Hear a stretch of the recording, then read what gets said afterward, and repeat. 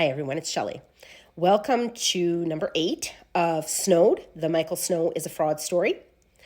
I have a little, if you watch number 7, I had a lady tell me last night after she watched it that that very same house, he drove her by and said that he'd built it. So, the lies just keep coming out of the woodwork, and it's quite amazing. And trust me, what I'm telling you right now, I'm just laying down the foundation. Like, you are going to be blown away when I tell you some of the other stories. But as promised, I wanted to tell you the story about Mike waking up in a drunk tank. And here it goes. At this point, this was like probably early January 2019. Mike's drinking was escalating, as that I guess shouldn't surprise anybody. So let me give you an example. When I say escalating, by the time I forcefully evicted him from my home, he was drinking a 26 of whiskey, probably 5 nights a week straight. So that gives you an idea of how ramped up his drinking was.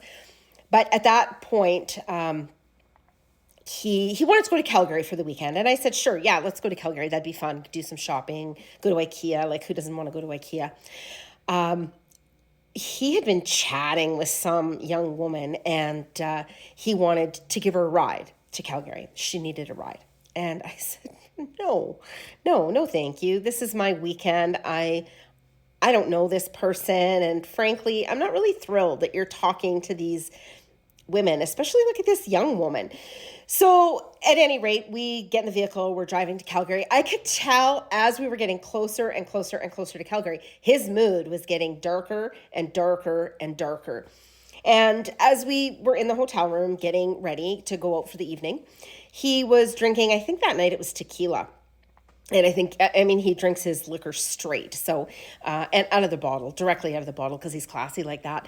And he was getting darker and darker as the evening went on. Anyways, we went to this club and again had some drinks, but I could tell his mood. He was miserable. He was getting angrier and angrier with me, I think, because of this woman I didn't want to give a ride to or whatever. I'm not sure, but there was a big cloud over top of him and it was just darkening and darkening. So I knew that he was in a bad mood. At the end of the evening, he was very, very drunk and he wanted this man to come home back to the hotel room with us. And I said, no, this is not a good thing.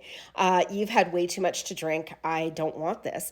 And he was not taking no for an answer. And of course, this other man was very drunk as well. And I tried to dissuade both of them, and neither one of them were having any of that. And so we got in the cab.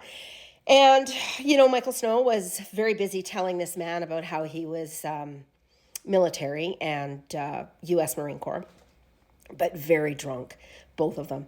So we get into the hotel room, and I said to Mike, like, this guy's got to go. I don't like this scenario at all. This scares me.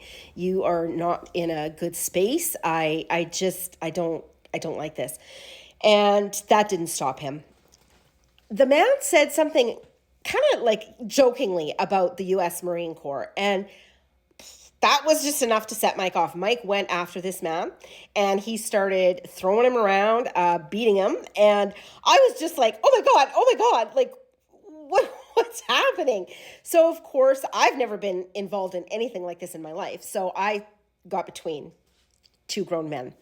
And Mike grabbed me and threw me around, and I missed hitting my head on the corner of a cabinet or whatever it was in the hotel room by probably this much. I was trying to get him to stop, and he was just in a blind rage. He was not stopping. It was not very long that the police were at the door. So that was good. They took him, they actually put him face down in the hallway, and they handcuffed him and they took him away. So then they wanted police reports. And so both myself and this man said what had happened. And then the police left, and they left me with this man. And it was like, I was terrified. Finally convinced this man he needed to leave. Like, he needed to leave my hotel room. He did. I went to bed. The next morning, the phone rings, and I, thinking it was my own phone, because I just went to bed. I thought, I'll deal with this mess in the morning. I answered the phone, and I realized I had picked up Mr. Snow's phone, and it was a woman on the other end, and she said, "Who is this?" And I said who I was, and she said, "Well, this is so-and-so, and where's Mr. Snow?" And I said, "Well, he's not here right now. Can I take a message?" And she said, "Well, who is this?" I said, "It's his wife." And she said, "Well, he told me he wasn't married, that he wasn't with anybody." And I said, "Well, yeah, he is." She said, "Well, I've been with him. I've met him. Like, this is who I am, and this is where I live, and blah, blah, blah." And I said, no, like, "No, you haven't." And she said, yeah, I have. And at any rate, I was quite upset about the whole thing, and hung up the phone. A few minutes later, the phone rings again.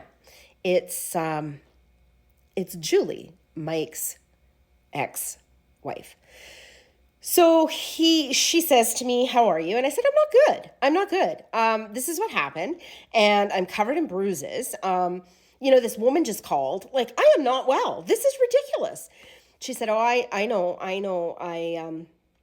Mike called me this morning when he woke up in the drunk tank. He didn't actually know how he got there, what happened. He had to ask the police officers why he was there. And they told him assault against me and another man.